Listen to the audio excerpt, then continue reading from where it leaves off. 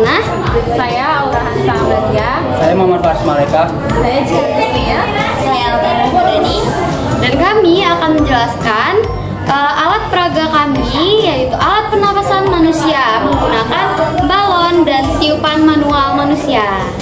Selanjutnya, saya akan menjelaskan organ pada urutan sistem pernapasan manusia. Organ yang pertama yaitu hidung.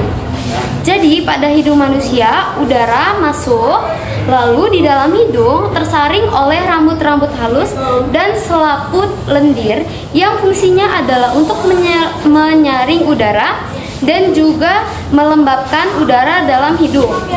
Kemudian, organ yang kedua yaitu mulut. Nah, jadi fungsi organ mulut pada sistem pernapasan manusia adalah sebagai jalur alternatif pernapasan.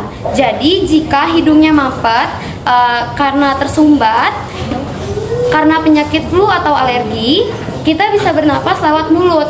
Namun, sisi buruknya adalah pada mulut udara tidak dapat tersaring. Jadi, udara kotor yang masuk, debu-debu halus yang masuk, langsung masuk ke sistem yang lainnya. Setelah melalui hidung, udara akan melewati faring. Faring merupakan persimpangan antara saluran pernapasan dan saluran pencernaan. Udara kemudian masuk ke dalam laring. Di dalam laring terdapat pita suara yang akan bergetar dan menghasilkan suara saat udara melewatinya. Dari laring, udara akan menuju ke trakea. Trakea berbentuk seperti pipa yang tersusun dari cincin-cincin tulang rawan. Ini gambar faring dan ini trakea. Setelah dari faring, dia akan menuju ke trakea. Selanjutnya kita akan masuk ke dalam bronkus. Nah, bronkus ini adalah saluran terusan dari trakea. Bronkus ini terbagi menjadi dua, yaitu bronkus kanan dan juga bronkus kiri. Bronkus kanan masuknya itu ke paru-paru kanan, lalu bronkus kiri masuk ke paru-paru kiri.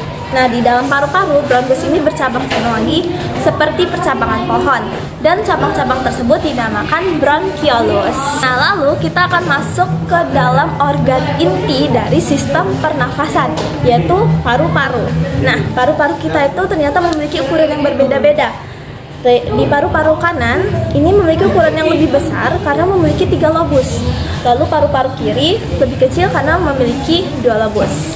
Nah, di dalam paru-paru ini terdapat gelembung-gelembung alveolus, yaitu tempat pertukaran oksigen menjadi karbon dioksida. Alveolus adalah gelembang paru-paru.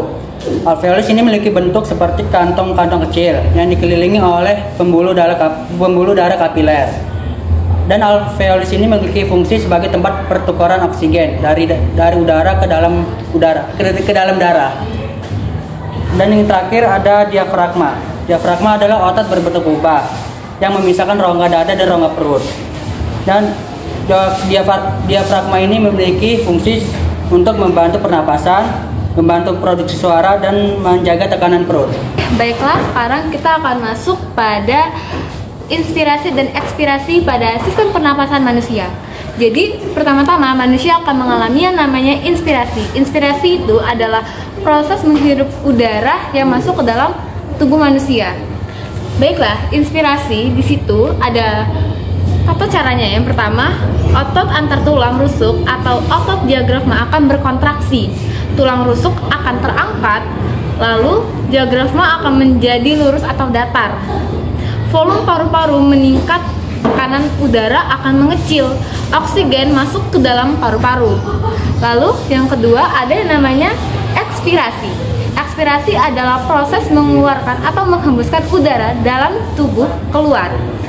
Dalam prosesnya antara lain otot antar tulang rusuk atau otot diafragma akan relaksasi, lalu tulang rusuk akan turun. Setelah itu diafragma akan melengkung ke tempat semulanya. Volume paru-paru akan mulai meningkat, tekanan udara akan mulai membesar. Karbon dioksida akan keluar dari paru-paru dan oksigen akan masuk ke dalam paru-paru.